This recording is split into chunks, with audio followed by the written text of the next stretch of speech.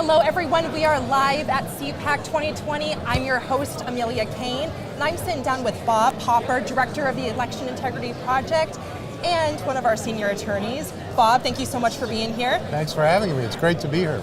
Now Bob, can you refresh our viewers' memory as to what the NVRA is? Sure, the NVRA is the National Voter Registration Act of 1993, and it was a compromise bill that said everyone registers when they go to the Department of Motor Vehicles if they want to. And at the same time, states have to get rid of registrants from the voter rolls if they move to other states, and they have to have a process for doing that. Mm-hmm. Now moving forward, you filed a cert petition with the state of Hawaii. Can you tell us about that? Yeah, it's a cert petition with the Supreme Court, and it's not NVRA related, but we're asking the Supreme Court to hear our case. In Hawaii, they constructed a statewide vote that was supposed to be restricted to Native Hawaiians. And you could prove your Native Hawaiian citizenship with birth documents, and you had to prove you had a single drop of Native Hawaiian blood. The whole thing was terribly offensive. We represented people who couldn't vote in that election, and it was to elect a statewide Native Hawaiian government. That would be something like a tribe, but not quite a tribe. Anyway, we enjoined that election. We got an injunction from the Supreme Court enjoining it, basically. And the people who tried to structure that election, including the state of Hawaii, immediately undid everything they were doing. And then they said, case is over. We agreed, case is over. And we said, we prevailed. And because we prevailed, we get legal fees. And so that's what this fight is all about. And, we're saying, of course, we won because we got a court order and they undid everything. And their argument is, well, that's not why we undid everything. We just wanted to. And we don't find that persuasive. And so we've been up through the courts. And 2 days ago, we filed a cert petition with the Supreme Court. Okay.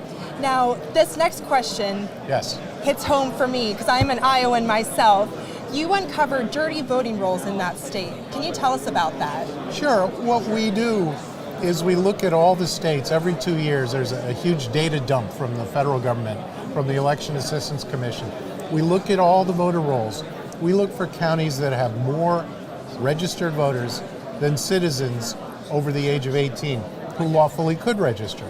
And that's a sign. If you have a greater than 100% registration rate, something's not right. We identified, based on data that the state of Iowa certified to the federal government, we identified 8 counties. We put that out there before the Iowa caucuses, and the Secretary of State said, no, that's all wrong, it's fake news, it's not true. And when the dust had settled, he said that pursuant to new numbers, the Washington Post figured there were 5 counties instead of 8. Now, the new numbers aren't certified. The new numbers have never been sent to the federal government. The new numbers are, for now, just numbers that they assert. But even if they're true, 5 counties is not good. You don't win an award for having 5 counties with 100% plus registration rate. So, it was a sort of a flap over nothing. We all agree that there are these counties that have too many registrations in Iowa. Now, is even 95% a high registration rate? 80%, would you say? Yes, you've been reading up on this, haven't you? Because yes, 80% no, but I would say 95% plus is suspicious. 100% grabs everyone's attention because you can understand that. But the typical registration rate in this country, an honest registration rate, might be more like in the mid-80s, and then maybe some 6-7% perhaps who are inactive registrants waiting to be removed. And so a number from mid-80s total registration to low 90s, all right, it's plausible. High 90s, no. 100% plus, no. So. Now, Bob, where does Judicial Watch go from here? I know you're very busy with all different kinds of things. So. Well, I think we've written letters to 19 jurisdictions we're particularly concerned with, and we've told them that they have more registrations than they should. Could they explain this to us? And if they don't, we're entitled to sue under the NVRA. So that's what we're going to do.